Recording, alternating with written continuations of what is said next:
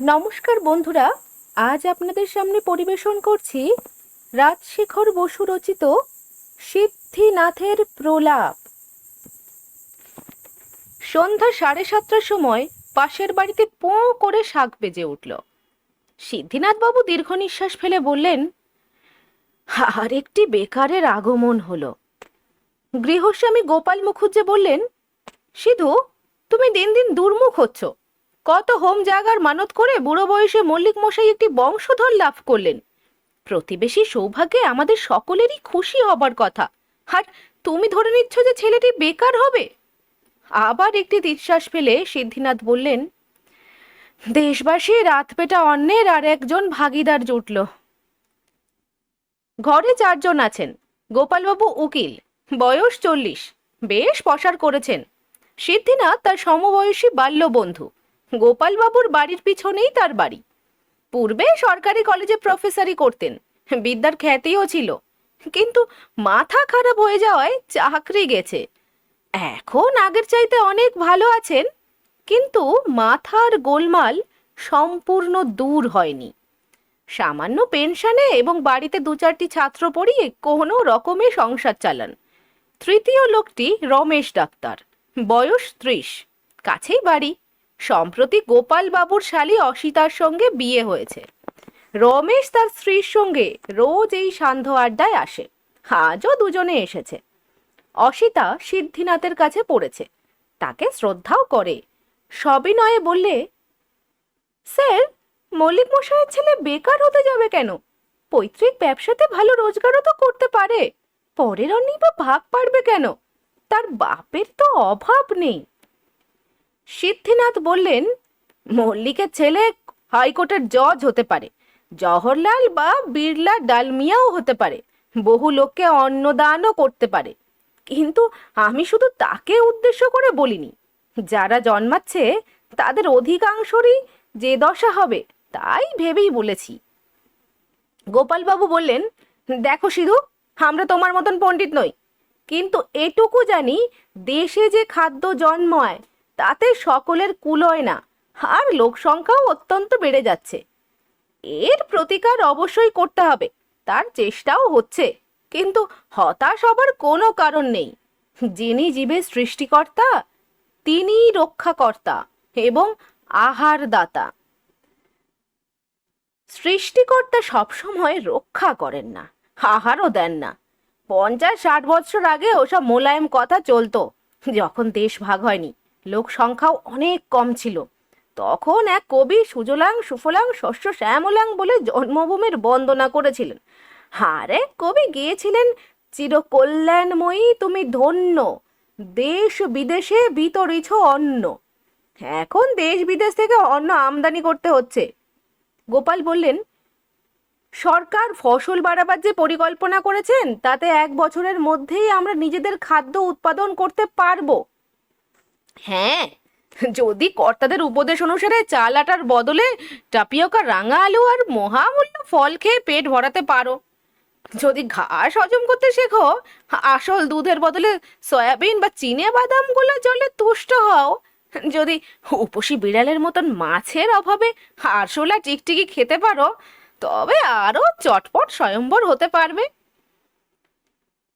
গোপাল বললেন, শুনছি দক্ষিণ আমেরিকা থেকে দুগ্ধতরু আসছে, যা পয়স্বিনী গাভীর মতন দুগ্ধ ক্ষরণ করে। সিদ্ধিনাথ, আরো কত কি শুনবে। রাশিয়া থেকে এক্সপার্ট আসবেন, যিনি ব্যাংক থেকে রুই কাতলা তৈরি করবেন। শোনো গোপাল, কর্তারা যতই বলুক, লোক না কমালে খাদ্যাভাব জামে না। রমেশ ডাক্তার লাজুক লোক, পত্নীর ভূতপূর্ব শিক্ষককে একটু ভয়ও করে। আস্তে আস্তে বললে, আমার মতে জনসাধারণকে বার্থ কন্ট্রোল শেখাবার জন্য হাজার হাজার ক্লিনিক খোলা দরকার। সিদ্ধিনাথ, তাতে ছাই হবে। শিক্ষিত অবস্থাপন্ন লোকেদের মধ্যে কিছু ফল হতে পারে, কিন্তু আর সকলেই বেপরোয়া বংশবৃদ্ধি করতে থাকবে। যত দুর্দশা বাড়বে ততই মা ষষ্ঠীর দয়া হবে। কেলটে ভুলটু বুচি পেঁচিতে ঘর ভরে যাবে। বহুকাল পূর্বেই হারবার্ট স্পেন্সার আবিষ্কার করেছিলেন যে যারা ভালো খায় তাদের সন্তান অল্প হয়, যাদের অন্নাভাব বেশি তাদেরই বংশবৃদ্ধি বেশি। গোপাল: তা তুমি কি করতে বলো? সিদ্ধিনাথ: প্রাচীন কালে গ্রীসের স্পার্টা প্রদেশের কথা কি জানো? একটা প্রথা ছিল, সন্তান ভূমিষ্ঠ হলেই তার বাপ তাকে একটা চাঙারিতে শুইয়ে পাহাড়ের উপর রেখে আসতো। পরদিন পর্যন্ত বেঁচে থাকলে তাকে ঘরে আনা হতো। এর ফলে খুব মজবুত শিশুরাই রক্ষা পেত।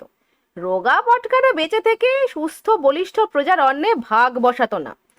দেশেরও সেই রকম একটা কিছু ব্যবস্থা দরকার। কিরকম ব্যবস্থা চাও বলে ফেলো। কোনো লোকের দুটোর বেশি সন্তান থাকবে না। ব্রহ্মচর্য চালাতে চাও নাকি? পুলিশ বাড়ি বাড়ি খানা তল্লাশ করে বাড়তি ছেলে মেয়ে কেড়ে নেবে, যেমন মাঝে মাঝে রাস্তা থেকে বেওয়ারিশ কুকুর ধরে নিয়ে যায়। তারপর লিথাল ভ্যানে। মহাভারত! তোমার যদি ছেলেপিলে থাকতো তবে এমন বীভৎস কথা মুখে আনতে পারতে না। রাষ্ট্রের মঙ্গলের কাছে সন্তান স্নেহ অতি তুচ্ছ। আমি যা বললুম তাই হচ্ছে একমাত্র কার্যকর উপায়। এর ফলে শিক্ষিত অশিক্ষিত সকলেই সন্তান নিয়ন্ত্রণের জন্য উঠে পড়ে লাগবে। এছাড়া আনুষঙ্গিক আরও কিছু করতে হবে। ডাক্তারদের দমন করা দরকার। অসিতা বললে, বেওয়ারিশ কুকুরের মতন ঠেঙিয়ে মারবেন নাকি? তোমার ভয় নেই, ভবিষ্যতে মেডিকেল কলেজে খুব কম ভর্তি করলেই চলবে। অসিতা বলছে, ডাক্তারদের দ্বারা জগতের কত উপকার হয় জানেন? বসন্তের টিকে, কলেরা স্যালাইন, তারপর ইনসুলিন, পেনিসিলিন, আরো কত কি। প্রতি বৎসরে কত লোকের প্রাণ রক্ষা হচ্ছে খবর রাখেন? সিদ্ধিনাথ: ও, তুমি তোমার বরের কাছে এইসব শিখেছো বুঝি? প্রাণ রক্ষা করে কৃতার্থ করেছেন। কতগুলি ক্ষীণজীবী লোক লোক রোগের সঙ্গে লড়বার যাদের স্বাভাবিক শক্তি নেই, তাদের প্রাণ রক্ষায় সমাজের লাভ কি? বিস্তর টাকা খরচ করে dyspepsia, diabetes, blood pressure, thrombosis আর প্রস্টেট রোগগ্রস্ত অকর্মণ্য লোকদের বাঁচিয়ে রাখলে দেশের কোন উপকার হয়? যারা স্বাস্থ্যবান পরিশ্রমী কাজের লোক, যারা বীর বিদ্বান প্রজ্ঞাবান কবি কলাবিদ, কেবল তাদেরই বাঁচবার অধিকার আছে। তাদের সেবা করতে সমর্থ স্ত্রীলোকেরও বাঁচা দরকার। তাছাড়া আর সকলেই আগাছার মতো উৎপাটিব্য। গোপাল: ওই রমেশ, এবারে সিধুবাবুর হাঁপানির টান হলে ওষুধ দিও না। বিছানা থেকে উৎপাটিত করে একটা রিকশায় তুলে কেওড়া তলায় ফেলে দিও। সিদ্ধিনাথ: আমার কথা আলাদা। বেঁচে থাকলে জগতের লাভ। আমার মতো স্পষ্টবাদী জ্ঞানী উপদেষ্টা এদেশে আর নেই। গোপাল বাবুর গৃহিণী নমিতা দেবী একটা ট্রেতে চায়ের সরঞ্জাম নিয়ে ঘরে ঢুকলেন। বয়স বেশি না হলেও এর ধাত্রী সেকেলে। অসিতা তার দিদিকে আধুনিকী করবার জন্য অনেক চেষ্টা করে হাল ছেড়ে দিয়েছে। নমিতা এই সান্ধ্য আড্ডাটির জন্য খুশি নন। বিশেষত সিদ্ধিনাথকে তিনি দু চক্ষে দেখতে পারেন না। বলেন, পাগল না হাতি, শুদ্ধ ভিটকেলমি, কুকথা ধুকড়ি। গতকাল শ্যাকরা নমিতার ফরমাসে নথ দিয়ে গিয়েছিল। তা দেখতে পেয়ে সিদ্ধিনাথ কিঞ্চিত অপ্রিয় মন্তব্য করেছিলেন। তারই শোধ তোলবার জন্য আজ নমিতা যুদ্ধের সাজে দর্শন দিলেন। নাকে নথ, কানে মাকড়ি, গলায় চিক, হাতে অনন্ত আর বালা, কোমরে গোট। কোথা থেকে একটা বাঁকমলো জোগাড় করে পায়ে পড়েছেন। সিদ্ধিনাথ বললেন, আসুন মিসেস মুখুজ্জে। নমিতা: মিসেস আবার কি? আমি ফিরিঙ্গি হয়ে গেছি নাকি? বৌদিদি বলতে মুখে বাঁধলো কেন? সিদ্ধিনাথ: আর বলা চলবে না, এতদিন ভুল ধারণার বশে বলেছি। আজ সকালে হিসাব করে দেখলুম গোপাল আমার চাইতে 8 দিনের ছোট। যদি অনুমতি দেন তো এখন থেকে বৌমা বলতে পারি। নমিতা: বেশ, তাই না হয় বলবেন। সিদ্ধিনাথ: বৌমা, একটু সামনে দাঁড়াও তো। নমিতা কোমরে হাত দিয়ে বীরাঙ্গনার মতো সগর্বে দাঁড়ালেন। সিদ্ধিনাথ 1 মিনিট নিরীক্ষণ করে চোখ বুঝলেন। নমিতা বললেন, চোখ ঝলসে গেল নাকি? সিদ্ধিনাথ: আমি এখন ধ্যানস্থ। 20,000 বৎসর পূর্বের ব্যাপার মানস নেত্রে দেখতে পাচ্ছি। মানুষ তখন বন্য, গুহায় বাস করে, পাথর আর হাড়ের অস্ত্র দিয়ে শিকার করে। জনসংখ্যা খুব কম, গৃহিণী সহজে জোটে না, জবরদস্তি করে ধরে আনতে হয়। দেখছি একটা ষণ্ডা ল্যাংটা পুরুষ আমাদের গোপালের সঙ্গে একটু আদল আছে, কিন্তু মুখে দাড়ি গোফের জঙ্গল, মাথায় জটা, হাতে একটা হাড়ের ডান্ডা। সে বউ খুঁজতে বেরিয়েছে। নদীর ধারে একটা মেয়ে গুগলি কুড়োচ্ছে। এই বৌমার সঙ্গে একটু মিল আছে। পুরুষটা কোনো প্রেমের কথা বললে না, উপহার দিলে না, খোসামদও করলে না, হেসেই ধাই করে এক ঘা লাগালে। মেয়েটা মুখ থুবড়ে পড়ল, কপাল ফেটে রক্ত পড়তে লাগলো। তারপর তাকে কাঁধে তুলে নিয়ে লোকটা নিজের আস্তানায় এলো এবং নাকে বেতের আংটি পরিয়ে তাতে দড়ি লাগিয়ে একটা খুঁটির সঙ্গে বেঁধে দিলে, যেমন বলদকে বাঁধা হয়। তবু মেয়েটা পালাবার চেষ্টা করছে দেখে তার পায়ের পাতা চিরে রক্তপাত করলে, দু কান ফুঁড়ে কড়া পরিয়ে দিলে। গলায়, হাতে, কোমরে আর পায়ে চামড়ার বেড়ি লাগিয়ে খুঁটির সঙ্গে বেঁধে ফেললে। এই রকম আষ্টে পৃষ্ঠে বন্ধনের পর ক্রমে ক্রমে মেয়েটা পোষ মানল। স্বামীর উপর ভালোবাসাও হলো। অল্পকালের মধ্যে সকল মেয়েরই ধারণা হলো যে নির্যাতনের চিহ্নই হচ্ছে অলংকার আর সৌভাগ্যবতীর লক্ষণ। তারপর হাজার হাজার বৎসর কেটে গেল।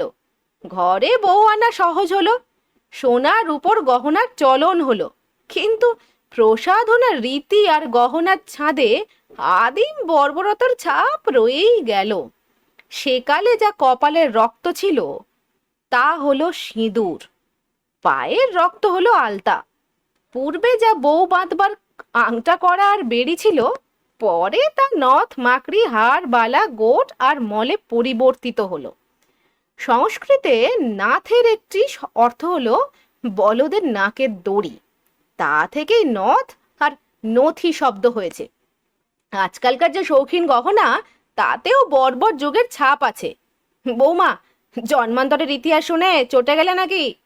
তোমার বাপ মা নিশ্চয়ই সব জানতেন, তাই সার্থক নাম রেখেছেন নমিতা, অর্থাৎ যাকে নোয়ানো যায়।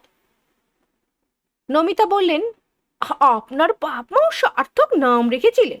সিদ্ধিনাথের বদলে গাঁজানাথ হলে আরো ঠিক হতো। এখানে যা সব বললেন, বাড়ি গিয়ে গিন্নির কাছে বলুন না, মজা টের পাবেন।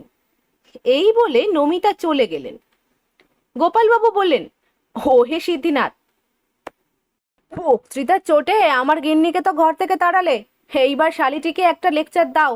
ছাত্রী বলে দয়া করো না। সিদ্ধিনাথ অসিতার দিকে চেয়ে বললেন, হাত দুটো অমন করে ঘোরাচ্ছ কেন? অসিতা, ঘোরাচ্ছি আবার কোথা? দেখছেন না, একটা মাফলার বুনছি আপনারই জন্যে। সিদ্ধিনাথ, কথাটা পুরোপুরি সত্য নয়। হাত সুরসুর করছে বলেই বুনছ। আমাকে দেবে সে একটা উপলক্ষ মাত্র। লেস, পশম বোনা, চরকা কাটা, মালা জপা, বায়া তবলায় চাটি লাগানো, গল্প কবিতা লেখা, ছবি আঁকা, ইয়ো ঘোরানো, এসবের কারণ একই। দরকারি জিনিস তৈরি করছি, দেশের মঙ্গল করছি, ভগবানের নাম নিচ্ছি, কলা চর্চা করছি, সাহিত্য রচনা করছি, এসব ছুতো মাত্র। আসল কারণ হাত সুরসুর করছে। এই সমস্ত কাজের মধ্যে ইয়ো ঘোরানোই নির্দোষ, কোনো ছল নেই, শুধুই খেলা। পাশের ঘর থেকে নমিতা বললেন, মাফলারটা খবরদার ওকে দিস নি অসিতা, বিশ্ব নিন্দুক নেমুখারাম লোক। সিদ্ধিনাথ, আমার চেয়ে যোগ্য পাত্র পাবে কোথা? আমার যদি ঠান্ডা না লাগে, হাঁপানি যদি না বাড়ে, তবে সকল লোকেরই লাভ। অসিতাও এই ভেবে কৃতার্থ হবে যে একজন অসাধারণ গুণী লোকের জন্যই সে মাফলার বুনেছে। গোপাল, ওসব বাজে কথা রাখো। নমিতাকে দেখে তো পুরাকালের ইতিহাস আবিষ্কার করে ফেললে, এখন অসিতাকে দেখে কি মনে হয় বলো? সিদ্ধিনাথ নিজের মনে বলে যেতে লাগলেন, হাজার হাজার বছরেও মেয়েরা সাজতে শিখল না, কেবল ফ্যাশনের অন্ধ নকল। ঠোঁটে রং দেওয়ার ফ্যাশনটাই ধরো, যারা চম্পক গৌরী অল্প বয়সী তাদেরই বিম্বাধার মানায়, সাদা বা কালোকে বা বুড়িকে মানায় না। আজ বিকেলে চৌরঙ্গি রোডে দুটি অদ্ভুত প্রাণী দেখেছি। একজন বুড়ি মেম, চুল পেকে সনে নুড়ি হয়ে গেছে, গাল তুবড়ে চামড়া কুঁচকে গেছে, তবু ঠোঁটে রগরগে লাল রং লাগিয়েছে। দেখাচ্ছে যেন তারকা রাক্ষসী সদ্য ঋষি খেয়ে এসেছে। আর একজন বাঙালি যুবতী, বেশ মোটা, অসিতার চাইতেও কালো, সেও ঠোঁটে লাল রং দিয়েছে। অসিতা: কেমন দেখাচ্ছে? সিদ্ধিনাথ: যেন ভাল্লুকে রাঙা আলু খাচ্ছে। অসিতা: স্যার, আমি কখনো ঠোঁটে রং লাগাই না। তোমার বুদ্ধি আছে, আমার ছাত্রী তো। কালো মেয়ের যদি অধর চর্চা করবার শখ হয় তবে ঠোঁটে সোনালি তব কেটে দিলেই পারে। দামি পানের খিলির উপর যা থাকে। কি ভয়ানক! ভয়ানক কেন? মা কালী যদি সোনার চোখ আর সোনার জিভ মানায়, তবে কালো মেয়ের সোনালি ঠোঁট নিশ্চয়ই মানাবে। তুমি পরীক্ষা করে দেখতে পারো। কি যে বলেন আপনি! অর্থাৎ নতুন ফ্যাশন চালাবার সাহস তোমার নেই, কিন্তু সিনেমার অমুকা দেবী বা অমুক মন্ত্রীর কন্যা যদি ঠোঁটে সোনালি তবক আঁটে, তবে তোমরাও আঁটবে। আচ্ছা ডাক্তার বাবাজি, তুমি এই কালো মেয়েটাকে বিয়ে করলে কেন?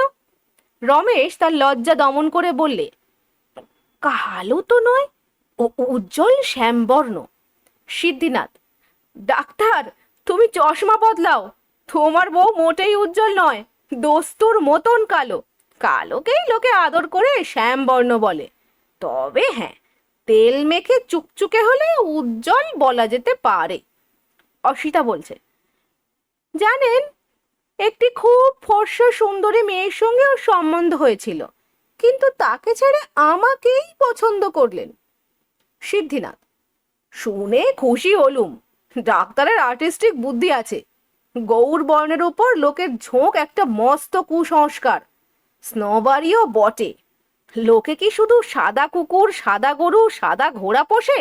মার্বেলের মূর্তির চাইতে কোষ্টি পাথর আর ব্রোঞ্জের মূর্তির আদর বেশি কেন? প্রাচ্য দেশবাসী খুব ফর্সা হলে কুশ্রী দেখায়। গায়ের রং আর কালো চুলের কন্ট্রাস্ট দৃষ্টিকটু হয়। তার চাইতে কুচকুচে কালো বরং ভালো, যদিও চোখ আর দাঁত বেশি প্রকট হয়। আমাদের অসিতা হচ্ছে কপিলা গাইয়ের মতন সুন্দরী। গায়ে আরশোলা বসলেও টের পাওয়া যায় না, কিন্তু ডেঁও পিঁপড়ে বসলে বোঝা যায়। গোপাল: অসিতার ভাগ্য ভালো, অল্পেই রেহাই পেয়েছে, আবার সুন্দরী সার্টিফিকেটও আদায় করেছে। দূর থেকে কাশির একটা খ্যানখ্যানে আওয়াজ এলো। সিদ্ধিনাথ চমকে উঠলেন। নমিতা ঘরে এসে বললেন, শুনতে পাচ্ছেন না? যান যান, দৌড়ে যান, নইলে গিন্নি আপনার দফা সারবে। সিদ্ধিনাথের পত্নী রান্না হয়ে গেলেই স্বামীকে ডাকবার জন্য একটা ভাঙা কাশি বাজান। সিদ্ধিনাথ তার মুখরা গৃহিণীকে ভয় করেন। বিনা বাক্য ব্যয়ে তিনি হন হন করে বাড়ির দিকে চললেন।